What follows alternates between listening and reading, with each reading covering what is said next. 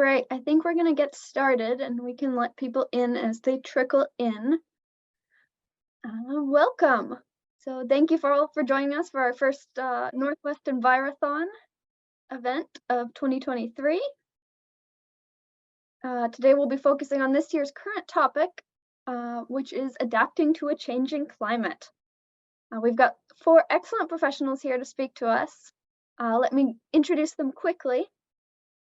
We have Susan Wood from the Padilla Bay Estuarine Research Reserve, Katie Fields from Washington Conservation Action, Ray Outlaw from Puget Sound Energy's Clean Energy Team, and Morgan Lawrence from the USDA Northwest Climate Hub. So I want to do a quick introduction to Envirothon because that's the reason many of you are here tonight. Envirothon is an annual environmental science competition for high school students in Washington State and across the country. It is organized by your local conservation district. So teams consist of 5 students and an adult advisor. And teams compete in 5 areas every year. We have 4 core topics, including wildlife, soils and land use, forestry, and aquatic ecology. And every year, students give a presentation on the rotating current topic. And this year's is adapting to a changing climate. If you're interested in participating in Envirothon, I encourage you to reach out to your local conservation district. If you're in the Northwest region, so King, Snohomish, Skagit, Whatcom, that's me, I'm your regional coordinator. If you're not in my region, just reach out to the nearest conservation district and they will direct you to the proper person. We do have 2 more workshops coming up. We have, not this weekend, but the weekend after, on Saturday, we have a wildlife workshop, the Slater Museum of Natural History in Tacoma. And then on March 11th, another Saturday, we have a soil science workshop at the Montlake Terrace Library. And you can find the details for those on the Washington Envirothon website or on the King Conservation District website. And I'll put those links in the chat a bit later. We will go ahead and get started. So our first presenter is Susan Wood. Susan, take it away. All right. Thank you. So this is a picture of the wonderful place where I get to work, Padilla Bay, and the big title is National Estuarine Research Reserve. So this obviously was taken from an airplane and the tide was really low that day. And you can see this amazing plant called eelgrass that's growing on the tide flats in the bay. So we've got more eelgrass than anywhere else in Washington State. And that's why we have scientists there doing research. So go ahead, next slide. I'm actually not a scientist. I love science and I studied a lot of science. I don't do research, but I'm an educator. So I do environmental education, but I work with scientists at the reserve, and it's a very cool place. It's up in Skagit County. Next slide. We have a building there, an interpretive center that has exhibits and aquariums and stuff like that. So real quick, how did I get here? So I would say I'm an environmental educator. And way back when I was in high school studying, taking biology, that the elementary kids, the 5th graders in our district, went to an environmental ed camp, like a 3-day outdoor ed experience. And the high school biology class got to go along as counselors. So I went to this camp called McKeever Environmental Learning Center. This was in Pennsylvania. And I got to hang out with 5th graders who were learning all about forests and ponds and streams and that stuff, and really amazing young adults who were teaching them. And something clicked and I thought, this is really what I want to do. So that was an experience I had in high school that really, I just never had any doubt that teaching outdoors was what I wanted to do. All right, next. So I went to college in Minnesota, that snowy St. Olaf College. And I studied environmental studies.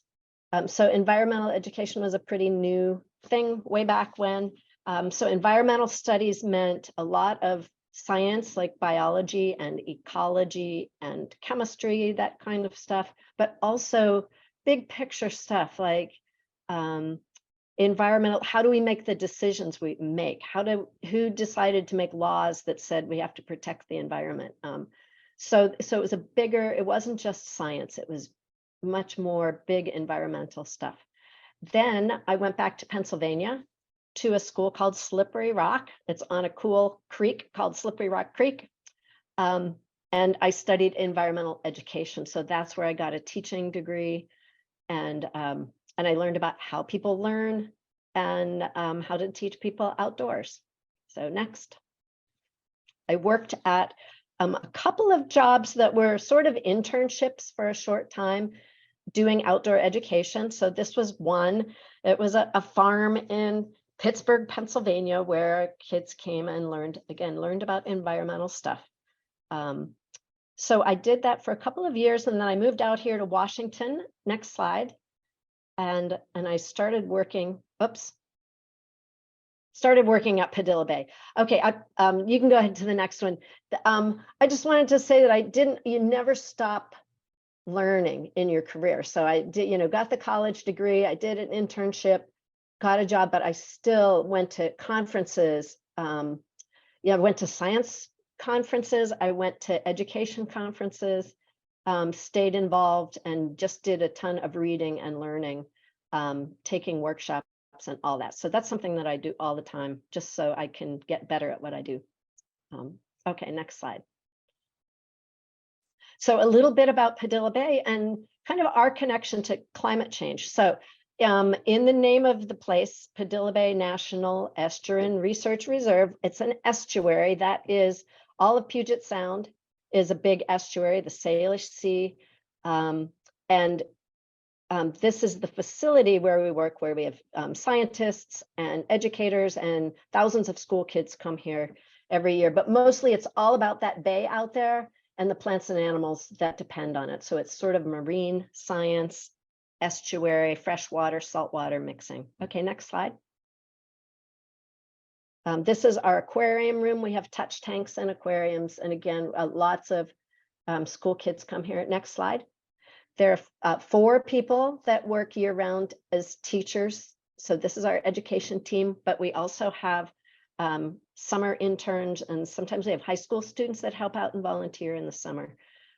So there are a bunch of us doing education there. Next slide. And the best part of my job definitely is taking kids down to the beach. So here we are down at the mud flats, and we had shovels and we found all the things that are living down under the mud at the bay. Yeah, and we make estuary soup. So we do a skit that to teach people about what lives out there in the estuary. Next slide. So we teach teachers, and we do right now a lot of workshops about climate change. So we're interested in teachers knowing about climate change so they can help students learn also about climate change. Part of my job, unfortunately, is sitting in front of a computer.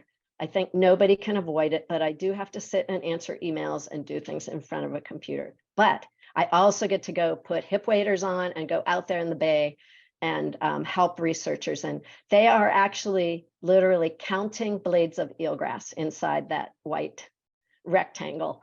But it's very fun. So I get to go outside, get to teach kids, have to sit in front of my computer. It's kind of a mix. Okay, next slide. So climate change, we are the coast. So we're right where the water meets the shore. And so these are the 3 big things that are changing because of climate change. And these are the things that are really going to affect our estuary. So definitely sea level is rising. And that means all those animals that are living out there on the beach, they're going to have a changing world, right? Their water's going to get deeper. And if there were no people on the land, that estuary would just move up, right? And what is now the shore would turn into the bay. But The reality here in Washington is what's on the shore is usually somebody's house or someone's farm or someone's business. So sea level rise and how we adapt to it, it's kind of a big effect on estuaries. So climate change is caused by too much heat trapping gas in the atmosphere, right? We're putting carbon dioxide up there. A lot of the carbon dioxide that we are pumping up into the atmosphere dissolves in the ocean, and that's making the water more acidic.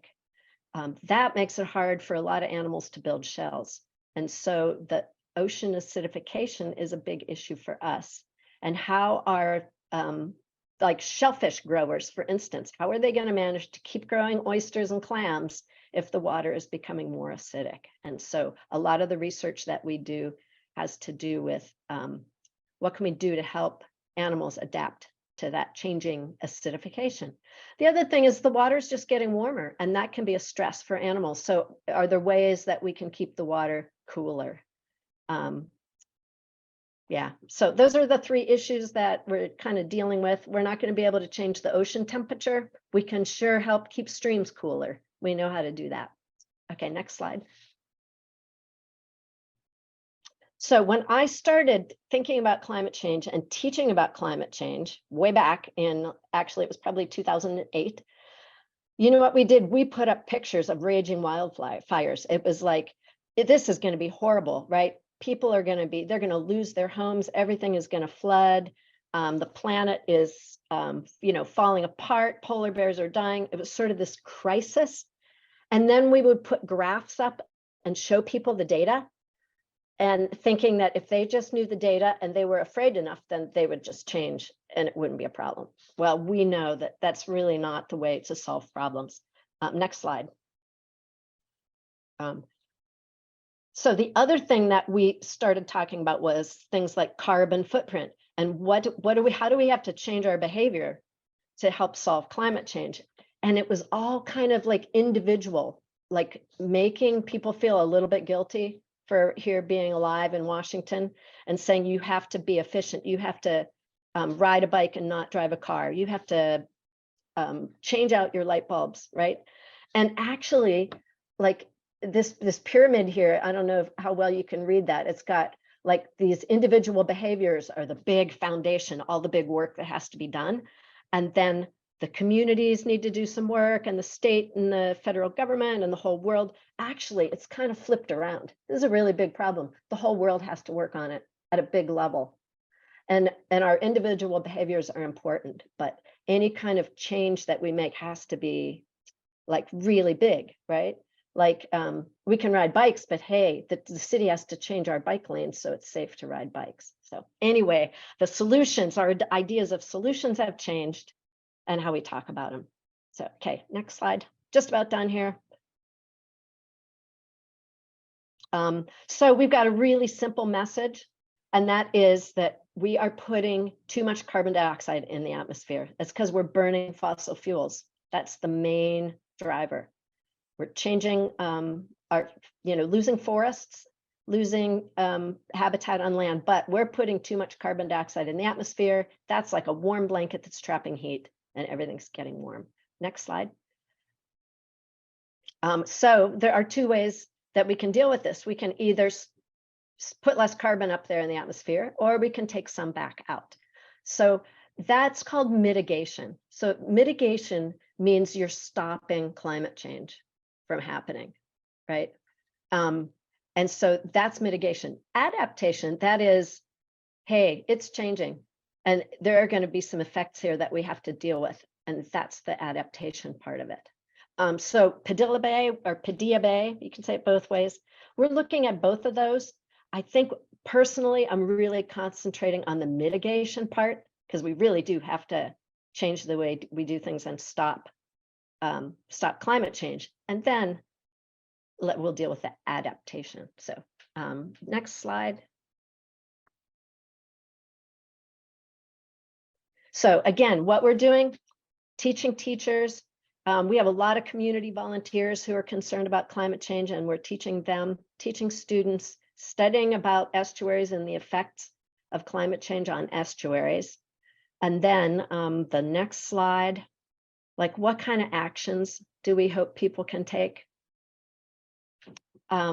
So for adapting, remember, so like the water is going to get warmer, right? Air temperature is going to get warmer. Let's make sure all of our streams are prepared for this. So, we know that vegetation along streams keeps the water cool, and they're going to need all the help they get. So just all those things like planting trees on streams, and we've known a long time that's good for streams. It's even more important now. And then with ocean acidification, it turns out plants, when they photosynthesize, they take carbon dioxide back out of the water. So how can we make sure things like kelp beds and eelgrass beds and salt marshes are healthy so those plants can be taking carbon dioxide out? So that's adapting to the to climate change. And then one more slide there. I guess there are two more. So for mitigating, stopping climate change, there are great resources out there with tons of solutions. And if you don't know about Project Drawdown, it's a really cool website that just tells you all kinds of stuff about many, many, many solutions, big solutions to climate change. So that's the stopping climate change. And then the last slide is actually, you can do both. Sometimes there's a solution that mitigates, stops the climate change, but it also helps us adapt. So coastal wetland restoration is an example. If we make sure salt marshes on the coast are healthy, they're pulling carbon dioxide out and storing it down in their roots. And that's mitigating. And then they're also going to help buffer us against winter storms and sea level rise. And so that's going to help us adapt. So you can come at it both directions, and then there are those wonderful solutions that help on both parts. And I think that might be the last slide. Is that right? I think I have just a thank you very much. This is what it's like at low tide to go walking out in the eelgrass. It's very fun. Thank you, Susan. All right. Be sure to be thinking of questions as we go. And next, we are going to have Katie Fields. All right, go ahead. Thank you so much, and thank you for all participating in today's discussion. I'm excited to be here and to be able to share a little bit with all of you, and hopeful to help be answering questions at the end. So my name is Katie Fields, and I am the Forests and Communities Program Manager at Washington Conservation Action, which was up until recently called Washington Environmental Council and Washington Conservation Voters. And we can go to the next slide.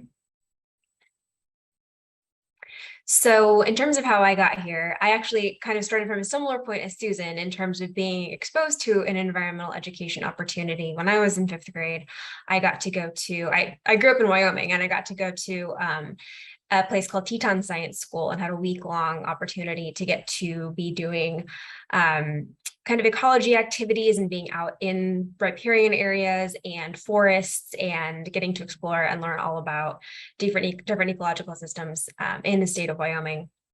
And I got really enthusiastic and excited about the environment, and it didn't really turn into a more specific thing for me until much later down the pathway. And so when I went to undergrad, I wanted to be pursuing something environmental. And so I studied natural resources and environment and natural resource studies.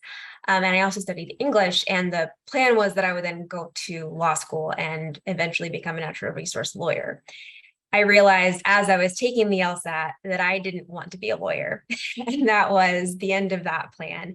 And so I ended up looking for work after graduating that would fulfill that environmental inclination. And so I ended up working in the built environment. I worked for an engineering and sustainability firm, and I worked in marketing for them, getting to look at all these different projects where there were buildings being constructed and planned in Seattle, and figuring out ways to make them more sustainable and making use of different protocols for making sure that the materials that were going into those buildings and the energy systems that were going into those buildings were the most sustainable they could be.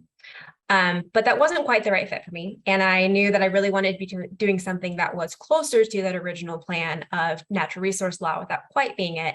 And I ended up deciding policy was the way to go. And so I went back to school to the University of Oregon and started pursuing a master's degree in public administration. with an emphasis on environmental policy.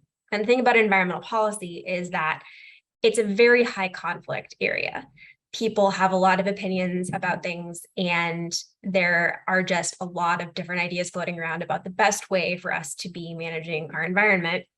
And so there was a conflict and dispute resolution program at the University of Oregon, and I decided I wanted to pursue that as well. And so through that, I got to be involved in an internship with an organization based out of Oak Ridge, Oregon, called the Southern Willamette Forest Collaborative. And forest collaboratives work with the national forests and local communities, identifying priorities for how forests are managed and giving kind of advisory information to the Forest Service. And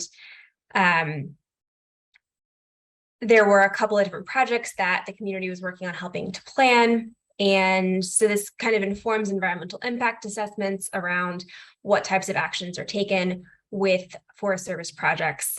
So that was a great opportunity to get to be involved with that. And the model for the collaborative is a model that's also implemented in a few different types of systems known as collaborative governance.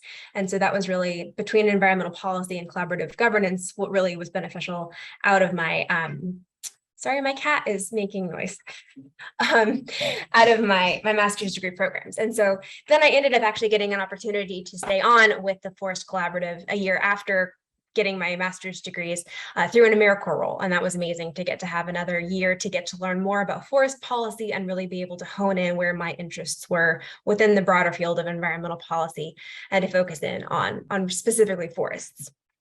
And so then once the year for AmeriCorps was coming to a close, I knew I wanted to come back to Seattle, and I saw this opportunity for the Forests and Communities Program Manager with Washington Conservation Action, and that seemed like it would be a really great fit. And so I have been now with Washington Conservation Action for a little over a year and a half.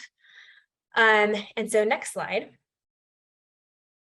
What Washington Conservation Action does is Washington Conservation Action is a statewide policy and political organization. So we're working to protect people and planet as one through policy changes and also by electing environmental champions. And so we have two kind of different sides of our nonprofit looking into what are the policies that we can help to shape in the state that are going to best achieve our environmental priorities, and also who are the people who are going to be the advocates in our legislature and other areas of politics that are going to be able to be the best advocates for moving forward environmental progress.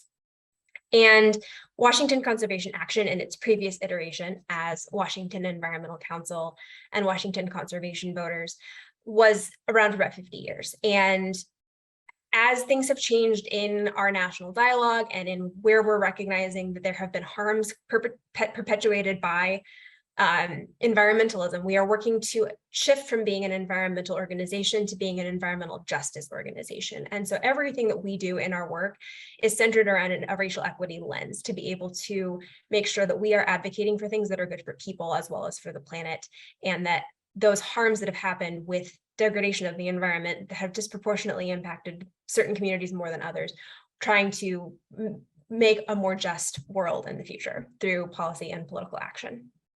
So on the policy side of our organization, there are three areas. I am involved in the Evergreen Forest Program, as you might imagine from doing forest policy. And then we also have a climate and fossil fuels program, and they work on a lot of things like the Climate Commitment Act and things with different export terminals and trying to ensure that Washington communities aren't impacted by coal and oil export terminals and things like that. And then we have our Puget Sound team that is largely focused on salmon recovery and things like campaigning to remove the Snake River dams. There are kind of two big areas where we engage in our policy work. Right now, legislative session is in full swing, and this is definitely the busiest time of the year at our organization. And this year, so every other year, it's a budget year, and this year is the year that is the budget year. Last year, we didn't have budgets, we were just working on bills, but this year, it's all of it. And so we have 105, I believe it's a 105-day session. I always forget exactly the number of days, but we're midway through. We're getting to the point where new bills are no longer being introduced because they're making their way through the process, and we have quite a few that we're working on in this year's legislative session. But once legislative session wraps up, where we do a lot of our work on policy is around rulemaking. And so that's taking the laws that have passed the legislature and working with state agencies and working with other stakeholders to identify what are the best ways to implement the laws that have been passed. Next slide. So in terms of my work and what we do with connections to the climate, as the Forests and Communities Program Manager, I have a pretty broad range of work that I do. And the two biggest areas are wildfire and then community forests. I also work a lot with our Climate Smart Wood program, and then I've also been involved in a few different rulemaking processes. So taking a look at that biggest chunk that I work on, wildfire. Obviously, wildfire is becoming increasingly problematic for the state of Washington. And there are a number of reasons that have made what's happening with climate change worse. And that's largely due to the fact that the forest ecosystems of Washington are adapted to fire.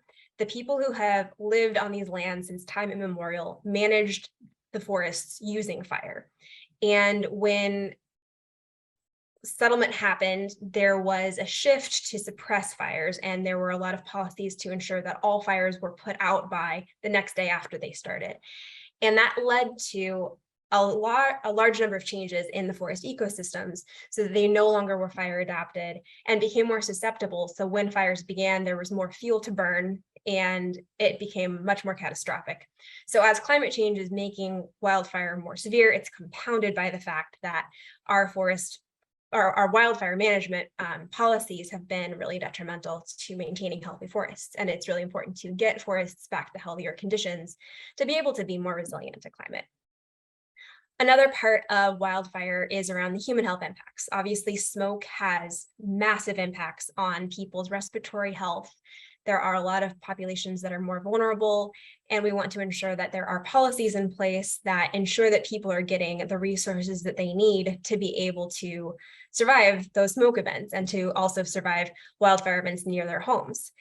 So there are a number of different ways that policy interacts with how we are addressing wildfire. And some of those are around getting fire back on the landscape in healthy ways, like through prescribed fire and restoring cultural burning practices. But then there are also some that are more related to the air quality side of things and making sure that outdoor workers are getting respirators that they need so that they can breathe healthy air during wildfire events, and also that they can take breaks when there are heat events and smoke events so that they're not having their health impacted as strongly by those events. One of the rulemaking processes that I was involved in was with the Climate Commitment Act, and there are air quality components to that. So there's specifically a portion of the law that passed in the 2021 session relating to funding for different projects that are supportive of air quality improvements in communities that are more susceptible to various types of air quality impacts, and of those, wildfire smoke is one. Another piece of the Climate Commitment Act that I was involved in was the carbon offsets portion. So the Climate Commitment Act establishes kind of a maximum cap of how much carbon can be emitted, and there are a variety of different types of sources of emissions in the state, but there's a limit to how much can be emitted. But then carbon offsets are a way that some of those polluters can purchase offsets that help them to reach their target maximum. And the way that the cap and trade system works in Washington is a little bit different than in some other places, like, for example, in California. So there is a cap for the maximum emissions, and then offsets actually fall below that cap. So there's a little bit less total carbon that is impacted by the differences between what are allowed to be emitted versus what the offsets are doing. But carbon offsets are largely coming from forest projects, because forests are these huge opportunities for carbon to be stored and sequestered from the atmosphere. And so that's where I came in with some of the rulemaking process around how those rules were constructed for where offsets could be implemented in the state. Another area that we work in is in land use planning, because there are a lot of different aspects of forest that play into land use. And the biggest one that I get involved in is the wildland urban interface. So that's where our communities grow into natural vegetation like forests and grasslands. and making sure that as cities and counties plan for growth, they are also making sure to plan for the people and the activities that are happening closer to those areas where they are more prone to wildfire, and making sure that those risks are planned for so that people can be as safe as possible. And then the last piece is climate smart wood. Climate smart wood is basically looking at forests as a whole and not just the wood that's taken out of them, and making sure that there are management practices in place that help to ensure that there are species diversity and other types of strategies that help to make a more resilient climate adapted space for our forests before they're harvested, and making sure that harvest happens at a time where it makes sense for carbon storage and also for the overall health of the forest ecosystem. And that's all. Thank you, Katie. That was really informative. It was really cool to hear about what's going on in the forestry industry right now. All right, well, I will go ahead and turn it over to Ray Outlaw from Puget Sound Energy to talk about their clean energy implementation plan. Hi, thanks, Emma. Again, Ray Outlaw, glad to be here tonight. A little bit about me. I'm a University of Washington Tacoma graduate. My focus was environmental science, and I started my career as a marine mammal biologist out of Sandpoint in Seattle. I had a fun couple of years there where I got to travel to Alaska and take pictures of harbor seals, and I got to wrestle a few harbor seals in Puget Sound. And I also learned that I don't like jumping in super cold water, and maybe field work in Alaska wasn't quite the thing that I was cut out for. So I migrated to a consultant space where I spent much of the last 20 years doing consulting, primarily on environmental projects, helping write and talk about environmental impact statements for large transmission lines and environmental cleanup projects and reconstruction projects. I've worked in many of the areas that Katie and Susan have talked about in their previous presentations, and found my way to PSC because there's this really interesting dynamic between the electricity that we need and climate change and environment in general. So that's what I'm here to talk a little bit about tonight. Emma, would you go to the next slide, please? Thank you. So PSC has been around in not that exact name, but around for about 150 years. We're Washington's largest and oldest utility with about 1.5 million customers in 10 counties. And we'll look at a map in a minute to talk about where we operate. We have a little over 3,000 employees. Most, if not all of us, live and work right here in the same area. And PSC as a utility has a really strong concern and interest about the environment, while also needing to balance those needs with reliability, affordability, and safety. We have an aspirational goal of being a beyond net zero carbon energy company by 2045, and I'll talk a little bit about more about what that means in the next slide. Thanks, Emma. A little bit more about us. So I said we have over 1 million customers. PSC service territory is different depending on where you live. So the yellow area on this map is our electric service area. The green area is natural gas. And then orange is where we provide both. And just to help orient you, our electric utility is what provides electricity to turn on your lights, to power these computers that let us be on Zoom tonight. The gas utility runs to some of your hot water heaters or your furnace that feels nice and warm in the morning, or maybe your fireplace. And so those are distinctly separate utilities, but they do impact each other because on a really cold day, we're burning a lot of gas to heat our homes. But in the peak of the summer, where a lot of places in Puget Sound are burning a lot of electricity to cool your homes with air conditioning units or heat pumps.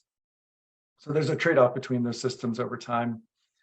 PSC is committed to reducing emissions from our electric and gas operations and our electric supply to net zero by 2030. That net zero term has to do with the offsets concept that Katie was talking about earlier. And then by 2045, PSC will have 100% carbon-free electric supply. This is really important. I was looking up some stats before this. Electricity production nationwide accounts for roughly 25% of all greenhouse gas contributions. So it's second only to transportation in terms of greenhouse gas contributions. So PSC is trying to do our part. Next slide, please. So back in, I believe it's 2020, state of Washington passed what's called the Clean Energy Transformation Act, or we call it CETA for short. And it set goals and milestones for all utility providers in the state of Washington in terms of clean energy. And we'll define clean energy in just a minute. But PSC's goals is by 2025, we aim to be and will be free of coal-fired electricity. By 2030, that's that carbon neutral goal that we talked about. And then 2045, 100% clean electricity. The other piece of CETA that's really important is that it requires all of the utilities to evaluate and ensure that as we're transitioning to clean energy, we do so in an equitable way. And so we're looking at the burdens and the benefits of the transition, the costs to vulnerable populations and highly impacted communities. Sometimes we call those historically marginalized communities. But we are developing a set of metrics to help us understand how these changes are impacting those communities, specifically in the context of our entire service territory and all of our customers. And through this through this transition, we need to be thinking about public health and environmental benefits. So, reducing the amount of natural gas or coal-fired power plants, for example, has a public health benefit, right? We're reducing not just carbon dioxide in the air, but also the other types of emissions that come from that kind of energy production. We also want to try to reduce cost and risk. And when we talk about risk, we're thinking about a lot of things. It could be, the trees that fall in the winter that might knock out a power line and take your power out for a couple of days or a couple of hours. But it's also risk in terms of when we have peak demand, super cold winter days or really warm summer days, to make sure that we have enough energy, both in terms of gas and electricity, to deliver it to all of you at your homes when you need it. And then also energy security and resiliency. Again, are we resilient to wildfire? Are our systems secure from any kind of outside interference, et cetera? Next slide. All right, so CETA really defined what clean energy means for utilities in Washington. So it's renewable energy, which includes hydropower, which is PSC's largest source of clean energy. Wind, PSC has 3 large wind facilities. The sort of highest profile of those is the Wild Horse Wind Farm that is outside of Ellensburg. If you happen to be going across I-90, it's a short detour, and talk your family into stopping by. There's a really cool visitor center. You can go inside a wind turbine and they will tell you all kinds of cool things about turbines. I took my kids early last year. Solar is also a big important piece of our portfolio. Wild Horse has a solar farm and there are others in the region, as well as geothermal. Another way that we think about clean energy is energy efficiency programs. So these are programs that help reduce use of energy in your homes or businesses rather than produce the electricity. So if we can save it on the customer side, then we don't have to build facilities to provide that energy efficiency or to provide that energy. Demand response programs are similar to energy efficiency, but these are things like smart thermostats or smart hot water heaters that can either be programmed or be signaled to reduce demand when there's a high need, whether it be, again, those summer peaks or winter peaks. And then lastly, or not lastly, but distributed energy resources are things like rooftop solar and batteries. So these are things that we as residents, homeowners, communities can install that reduce the need to build a large wind farm or a large solar farm or what have you, because we have these smaller energy resources in our neighborhoods or even on our homes. And the last thing that CETA defined were non-emitting resources. So these are things that don't emit carbon dioxide, but are and therefore are eligible to be included in our portfolio. This can include things like nuclear or hydrogen. Both of those technologies are, nuclear has been around for a long time, but there's some new technology in the nuclear space that is of interest to a lot of utilities, as well as, again, hydrogen, which is also a new fuel, but seems highly promising and something that we're looking at in the future. Next slide, please. All right, so PSC's resource planning process, I'll go through this quickly, but as I mentioned, we provide natural gas and electricity for a number of customers. We have to plan 20 years out. So we predict the demand for the need for those fuels, and then we have to provide the resources for those fuels. So we have a 20-year integrated resource plan that we update every 2 years. These years are kind of strange, I will admit that. Within each resource plan, we have a 10-year clean energy strategy, which is a shorter term kind of action plan of what we're going to do. And then the clean energy implementation plan is really our roadmap. It specifically defines the programs, the services, the tools that we're going to use. And at PSC, we filed our first clean energy implementation plan back in December of 2021. Next slide, please. Okay, so what is in our plan? We defined targets for how we're going to meet those clean electricity goals. We identified how customers will benefit with a focus on highly impacted communities and vulnerable populations. We use those customer benefits to shape our resource decisions. Those benefits and how they impact highly impacted communities help us decide what programs and services we need to provide. And then we also have a high level of stakeholder community engagement that we need to do. So we had quite a few meetings. We meet regularly with an equity advisory group that helps inform our approach and our model. Next slide, please.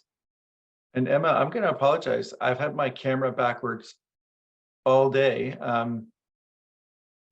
So you can't see me, but I am a voice behind a black screen. All right, so our clean energy target is 63% by 2025, and we're going to hit that mark, and we're going to continue moving past that mark. That's going to come through some what we call large scale generation. So this is like new wind farms, new solar farms, and then dramatically increasing the amount of local solar. So this is rooftop solar or battery storage programs in the area. Next slide, please. One of the, as I mentioned, a key focus area of our work was making sure that we were addressing highly impacted communities and vulnerable populations in our work. So what you're looking at here is two layers of mapping. Highly impacted communities are defined by the Department of Health in the state of Washington. So that's that hatched area that you see. And then high, medium, low vulnerability, excuse me, is a metric that PSC created to help understand at the census tract level where our most vulnerable populations are. And this had to do with availability of resources, income, ethnography, et cetera. Next slide, please. I'm not going to read this slide or even make you read this slide, but what you see on the left are the list of indicators that we've developed. These are still not approved by the Utilities Commission. Hopefully they will be soon. So they're not final. I should have a big draft on here, but it gives you an idea of the kind of metrics that we're using to track our progress over time. As we have some pretty big goals that we have to meet and need a way to track our progress. I think I'm almost out of time, but I'm almost done too. Emma, thank you. Next slide, please. All right, so where are we investing our time and energy? So back to energy efficiency. These are tools that help reduce customer bills while also reducing the total load on the system, right? If you've got a smart thermostat that automatically dials down at night to use electricity, you get a smart water heater that maybe does most of the heating at night. Those are all ways that we can reduce demand on the customer side, and then we don't have to build resources to meet that demand. Demand response, similarly, those are tools or systems that, again, adjust in real time to reduce demand at peak periods, and then a high reliance on renewable energy like large-scale wind and solar. Next slide, please. This is just a slide about our existing programs, what you can do today. So most of these are energy efficiency programs and voluntary renewable programs. So solar choice is a way that you can choose solar, and you pay a small amount additional on your bill to fund solar programs. Then there are green power programs. Green Power Solar Grants is a really cool program that provides grants to community type facilities such as schools to put solar panels on top of schools, because the large roofs, great place, typically a great place for solar. But then community members can pay into those larger facilities rather than maybe unable to put it on the roof of their home. Next slide, please. So what you can do now, match your energy use with local renewables. So there are programs that PSC offers. You can see those on the screen. Reduce your energy use to lower your bill. PSC offers a lot of rebates. There's some really great. I keep talking about smart thermostats. I promise I'm not a smart thermostat salesperson, but PSC does have some great rebates on those right now. And then as we roll into this CEIP, Clean Energy Implementation Plan, there will be new programs, new opportunities down the road that we're all pretty excited about. Thank you. Next slide, and I think that's my last one. Yep. Thank you, Emma. Thank you, Ray. It was great to hear about all the clean energy and energy efficiency programs in the Puget Sound region. All right, our last but not least presenter is Morgan Lawrence from the USDA Northwest Climate Hub. Hi, everyone. So Emma, I am trying to start my video, but it's giving me a message that I can't start it because the host has stopped it. Huh. I can also do it without video on, but just letting you know, one way or the other. Yes, go ahead, and I will see if I can fix that while you talk. All right, sounds great. So again, my name is Morgan Lawrence, and I'm one of the ORISE Climate Change Communications Fellows at the USDA Northwest Climate Hub. I'll tell you more about that very long title in a little while. But I'll start by telling you a little bit about how I got into this position. And in my experience, almost no path to any job you love ends up being straight and narrow. Mine was kind of all over the place and unexpected until this job kind of landed right beneath my nose. But the most common element on my journey to becoming a climate change communicator was that I just love the natural world and always have. I grew up in a quiet rural valley in western Montana, surrounded by ponderosa pines, and my family had an apple orchard. And we tended, pruned, and picked apple trees and grew lots of veggies, and I loved it. Things weren't always calm because we had raging wildfires in our backyard every summer, pretty much, it felt like. But I learned a lot in my younger years, and a lot of those things have stuck with me. And through it all, sort of this deep affection for the natural world has stuck with me more than anything. So unfortunately, when I was in high school, like you all, I wasn't that good at science. Numbers were always really hard for me. And when given the option, I opted out of science classes and took more writing classes because that's always what I loved. I didn't realize at that time that you didn't have to be a scientist or like only into chemistry or biology to be interested in the natural world or to have something to say about it. So after high school, I went to the University of Montana in Missoula, Montana, where I actually live now, and I studied English literature. I really loved it. I had plans to become an English professor, but when school ended, I just felt like I wasn't ready to jump right into a graduate program or get a master's degree right away. So I wanted to get back to the soil I kind of grew up in and just get out of my headspace for a little while. So I had a brother who fought wildland fire and told me that even though I was pretty small, I'm 5'3", he thought I could do it too. So I started fighting wildland fire, and I fought fire for 4 years, kind of throughout the American West, going to pretty much every state in the West on a hand crew and a hotshot crew, which is sort of an elite hand crew. So I really couldn't like believe the things that I saw in those years. I saw fires moving so quickly that they seemed to like swallow houses, and I saw kind of traumatic injuries and whole forests burned to mineral soil. But I also saw a lot of lovely and beautiful things, and fire acting as sort of this regenerative source. So it was an enlightening experience for me to fight fire. And I realized that maybe at this point I didn't want to write about books other people had written, but I wanted to kind of talk and write about things that were happening in real time to the land and to the people that I loved. So I thought the best way that I could do that was to get involved in environmental education, like some of our other speakers tonight. I snagged a job at as the Olson Family Fellow at Rocky Mountain Conservancy, which is the nonprofit partner to Rocky Mountain National Park. And I taught kids about all sorts of stuff in the park: animals, geology, the history of the park. And then when the fellowship was over, it was only a 6-month fellowship, I moved on to Denali National Park in Alaska. And I did similar work for their nonprofit partner, which is called Alaska Geographic.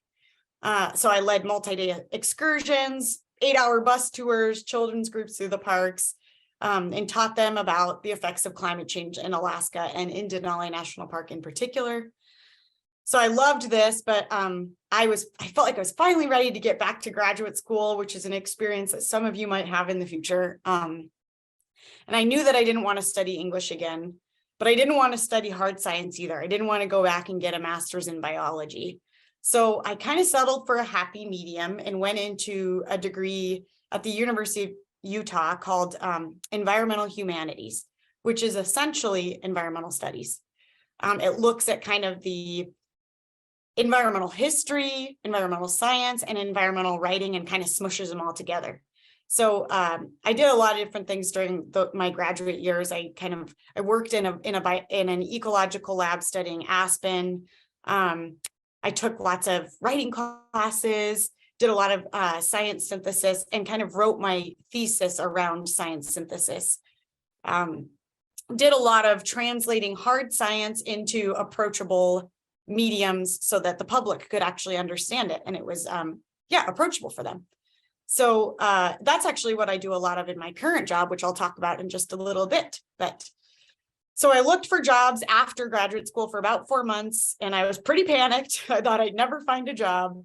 But then all of a sudden, I did a little internet sleuthing, and I found this climate change communications position at the Northwest Climate Hub. Contacted my supervisor, sent her an email and said, "Hey, I'd like to talk to you about this job," and sent in an application, and voila, I got the job. You can change the slide now. Sorry. So it was a long intro. There are actually 10 regionally based hubs. So as you can see in this map, there are hubs all over the country. I work in the one up in the Northwest. It includes Alaska. So we cover Washington, Oregon, Idaho, and Alaska. And it's all sorts of U.S. Department of Agriculture agencies. So the Forest Service, Agricultural Research Service, Natural Resource Conservation Service. You can read all of these, lots of different organizations all working together for one goal, and that's climate change adaptation and mitigation in our regions. The regional focus also kind of allows us to develop content that's specific to different areas within the country, because climate change affects different regions differently. So you can change the slide. So so it serves Alaska, Idaho, Oregon, and Washington, like I said. And our mission as an organization is to develop and deliver science-based, region-specific information and technologies to agricultural and natural resource managers and communities. We want this information to enable climate-smart decision-making, and we also help to implement those decisions through funding and other sources.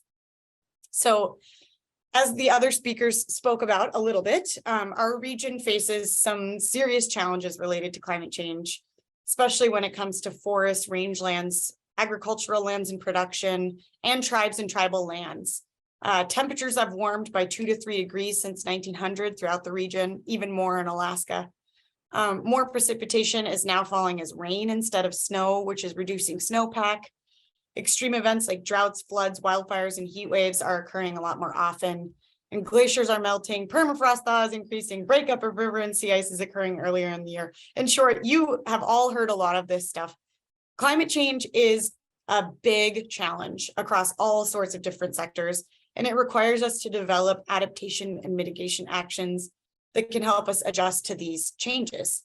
And that's where the hub comes in. That's where the Northwest Climate Hub comes in. So we work to disseminate, to send out new scientific information about all of these challenges, and in particular, how they challenge agriculture, forestry, and rangelands. You can change the slide. So the Northwest Climate Hub has several approaches to this challenge. We work to create and support science and synthesis. And actually, I think you can change the slide once more. There we go. Yeah. We do this by supporting the creation of vulnerability assessments and climate adaptation plans, which focus on particular areas within the region. What I do a lot of is write summaries and syntheses of the best available science for our webpage. So I create a lot of web content. We produce pieces on how farmers, ranchers, foresters, land managers, and the public can adapt to climate change in the Northwest, and how they can mitigate, so those words again, adapt and mitigate, how they can mitigate greenhouse gas emissions. We also work to identify roadblocks to implementing best practices in the region. So another angle for the Climate Hub is technology and support. So we develop and curate tools together with partners. Some of these tools could help foresters to choose seeds adapted to future climate scenarios for reforestation, so that our forests are adapted to future climate scenarios. Other tools help land managers discover where data gaps exist so that they can develop tools to kind of examine that data or collect that data.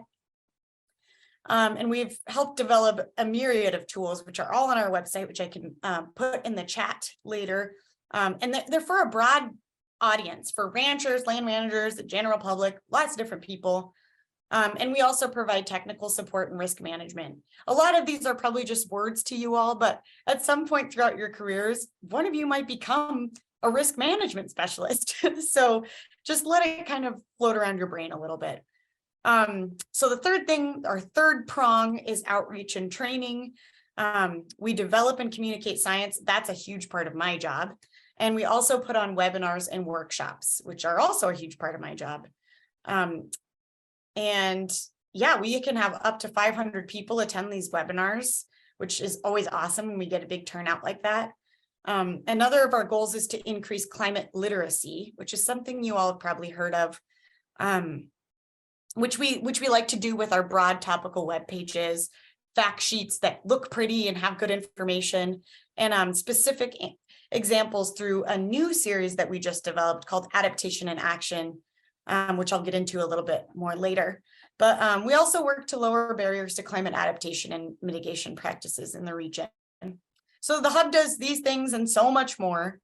It is really a hub, a place where people can come to learn and teach and grow. Now, so back to my very long title. I am a climate change communications fellow for the Northwest Hub. And most of what I do on a daily basis revolves around science synthesis. So bringing lots of different science together to form kind of a clear message around a topic, technology and outreach. I've been at the hub for about a year and a half. I've written around 30 articles, and they range from anything from specific adaptation practices like cover cropping, which can improve soil health. Yep, sorry, I didn't tell you to change the slide. Thank you for that, Emma. Yeah, and then I also write about wildfires and coastal storms on Alaska's west coast. But this Adaptation in Action series I mentioned earlier is a new thing we're doing, where I talk to farmers, ranchers, foresters, land managers, policymakers about climate adaptation work they're actually doing on the ground. And then I write a piece about it that explains their work and gives tips on how other producers can implement similar projects. So this is kind of something I'm really excited about.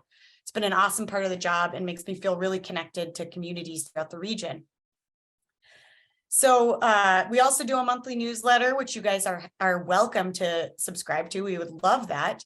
And, you know, the thing that I love about this job is that I'm always learning new things. I'm engaging in new science and meeting new producers throughout the region and really getting to work on climate adaptation and mitigation and write about it, which is something that's so cool for me as more of an Englishy person to have the chance to still think about and discuss science without maybe having to do some of the parts of science that I don't love. So you can change the slide. I just wanted to close out this section because I know all of you are high school students looking towards your bright futures. And I thought it would be helpful to explain the organization I'm funded by, which is this Oak Ridge Institute for Science and Education. They offer a ton of internships for undergraduate and graduate students and recent graduates at the U.S. Department of Agriculture and a ton of other government agencies. And they're awesome. They pay well. You get to work with really cool scientists. So just keep that in the back of your mind as you're maybe going through college and looking towards after college. These are really good opportunities to look for. You can change the slide. And as a little add-on, I'd like to put in a plug for several opportunities we have at the climate hubs throughout the country. So again, when you guys get into college, check out this website, which I can link in the chat. It's opportunities within the USDA Climate Hub. You might find a really cool opportunity there for you to work with a scientist actually doing science or to be a communicator. So there's lots of different options for you guys. And finally, I'm almost done, Emma, sorry, but I just wanted to emphasize that in some ways, all of this, my career finding, I guess that is, felt kind of accidental. My brother fought fire, so I did. A friend got a couple jobs that I wanted, so I did. You know, I applied for the same jobs. And a professor told me about ORISE, the institute that I work for now. So I just wanted to kind of impart upon you to listen to your community. They have really good ideas for you a lot, and a lot of them are better than the internet will pull out. So yeah, and listen to your own sort of desires and interests. So feel free to reach out to me with any questions about the hub, about ORISE or my own career. And thank you guys for listening. I'm really stoked that you're all here.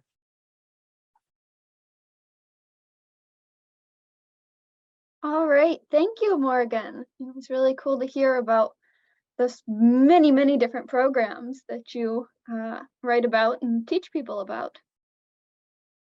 All right, so we have some time. We have about 20 minutes for Q&A with our panelists. You can look at that sheet for some example questions. And so example questions, and I want you guys to think about this in two ways. So you can ask a question about something you're curious about, something you heard and didn't quite understand, or something you want to hear more about. It's also a really great opportunity to just practice asking questions, because asking questions is a surprisingly difficult skill. And this is a great way to practice. All right. Randy wants to know if asked to Susan, I believe. I read that. Estuary soup video. You know, I don't think I have one of me doing it, but there's a video of my coworker Alex doing it, and I'm not sure, but I wouldn't be surprised if you just Googled estuary soup Alex or Padilla Bay. You might find it online. I'm not sure exactly where it is now. We used to have a link on our website, and then our website changed. But I can also, let me put my email address in the chat. If you email me, I'll try to find it and link you to it. That sounds good. You also talked about internships at Padilla Bay, and I was wondering if those are open. Yes, so we have internships for college students, both in the research program and also in the education program. And there's summer internships with a stipend. It's almost minimum wage stipend. So that's for college students. For high school students, they're not anything paid, but they're more volunteer opportunities. Yeah, so, and that's both, again, working with the scientists doing research out in the field, or working with me and the educators when school groups or kids groups come. I see. Is that typically during the summer? Yes. Yes. Thank you. Welcome.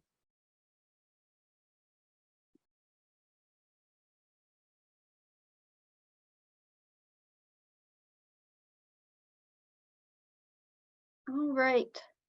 That was a great question about internships. Definitely something that you can be thinking about, and that your local conservation district and your local organizations might be able to help you out with.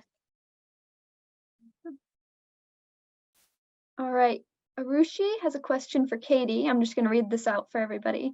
What exactly is climate smart wood, and what are some factors to consider when determining air quality? Yeah, great questions. Thank you. So climate smart wood is wood that is grown in forests that are managed for certain ecological priorities, and that varies forest to forest. So if you're looking at a forest in Western Washington, it's going to be a lot different from a forest that's in Eastern Washington. There are going to be different tree species. There are going to be different levels of water that go into those forests. And so climate smart wood is really wood that looks at those local conditions in the production of wood. And one of the biggest ideas around climate smart wood is kind of how long forests, or rather the individual trees in forests, are allowed to grow. So with a traditional timber harvest forestry model, there are plantations of forests that are generally harvested before 40 years. Whereas with ecological and climate smart wood practices, typically in Western Washington, at least, we're looking at forests where trees are allowed to grow for at least 80 years. And so by being able to grow for that long, that allows for different other types of plants and wildlife to have habitat that is produced because of that tree. And it also helps to sequester more carbon than if that tree had a shorter lifespan. But it really does depend on the specific constraints. And so when we're looking at Eastern Washington, there are more priorities around some things like thinning, because they are overstocked because of fire suppression policies that have happened in the past. And so looking to ecological forestry on that side of the state is going to look a lot more to how forests can be managed to get back to historical conditions that help to make those more resilient to wildfire, especially because wildfire releases a lot of carbon and is itself a climate change impact issue. It's both caused by and contributes to climate change. So that's the answer on climate smart wood. And then in terms of factors to consider when determining air quality, there are monitors all around the state that measure different types of particulate matter and other pollutants. And so in my work working on wildfire, the primary pollutant we look at is what's called particulate matter 2.5, which basically means any particulates of pollution that are smaller than 2.5 microns, which is a very, very small thing, but it is enough that it causes a lot of respiratory impacts. And in general, you may be familiar with kind of the air quality monitor range, where it'll show where you have healthy air quality, unhealthy air quality, and so on. And that is generally related to the PM 2.5 levels. Those get really, really high in the summertime when we're having a lot of smoke events, and it'll go past like 300 as the air quality index score. And good air quality is more under 50. And so that's kind of where we would like to see air quality more of the time. So those are factors that go into considering air quality. And then when there are high air quality, negative air quality events, there are a number of different ways that can be addressed through air filtration systems, through making sure that people have respirators, like the breathing masks that help filter out that type of pollution. And then there are also, of course, other factors that go into pollution and air quality that are more to do with power plants that produce emissions and other types of pollution sources.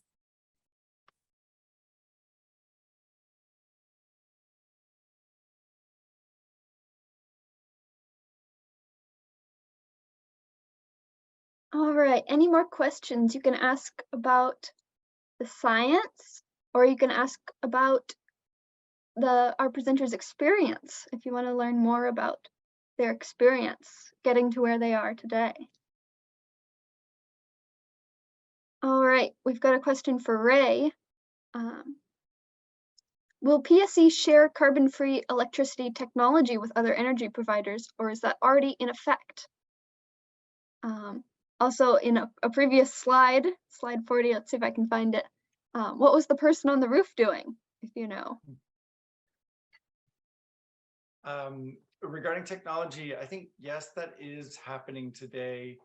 PSE does invest in, and we are working to develop new technologies, but we're also largely reliant on the market to bring clean energy opportunities in different ways. So for example, I don't know that we'll be out building a new modular nuclear reactor as a test case, right? We'll let someone from a research institute or some other place develop that technology, and then we'll leverage it. One thing that is of note, though, the sharing concept, PSE shares electricity with other utility providers, and other utility providers share electricity with us. That those really large transmission lines that you see spanning highways sometimes, some of our electricity comes from as far away as Wyoming. We rely a lot on Bonneville Power, and so there are different transmission lines that allow PSE to send power to, say, the Boise, Idaho area in the summertime, and vice versa in the wintertime, or whenever the need demands. So those transmission lines do come into play, and there's a whole science that I don't get to even go in that room, but there's a whole science of how people share and make sure that the grid is balanced at all times and we can share electricity across resources. And then I think the question, it was at this top right. This is a gentleman spraying insulation into a home. So that's, actually, I don't know what that insulation is made of, but they're insulating inside the roof of a home to improve energy efficiency.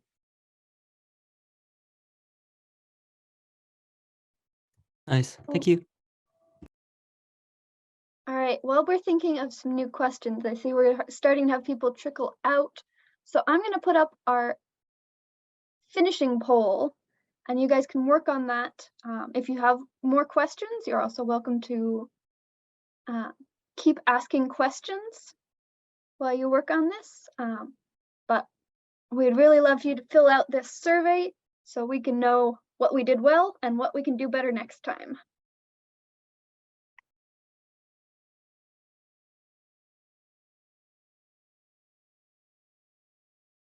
All right, we've got another question from Arushi.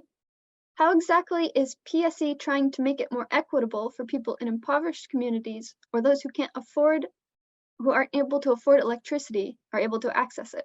I was wondering if you could talk further about it, since it seems like a goal right now. It is a goal, and it's a really good question. There are a number of ways that we're doing that. We're starting to do this, and we're also planning for how we might do it in the future. I'm learning about PSE is developing a bill discount rate program, for example, where customers who meet certain income criteria could apply and receive a percentage discount rate on their bill. That's a program that's in development that will, I think, likely be in effect later this year. PSE also offers a number of bill assistance programs that are separate from that, and works through local community resources to assist in those and getting those programs out to people.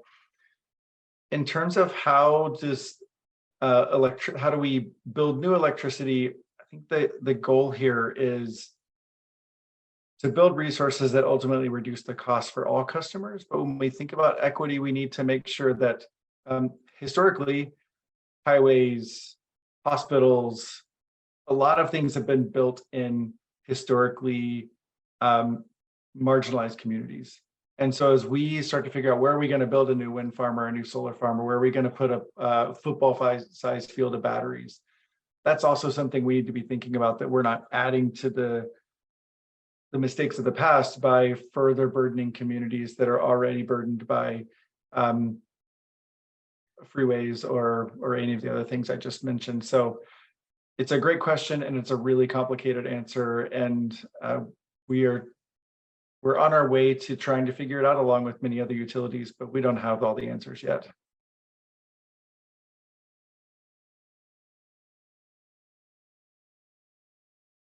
That was a great question. Thank you. All right. It seems like we don't have any more questions. So thank you guys very much for coming. This has been a great experience. Thank you very much to our wonderful presenters who took time out of their busy schedules to come speak to us. So thank you very much for that. And thank you to our students for attending. We hope you enjoyed this experience. And once you've completed the post-talk survey, you are free to go.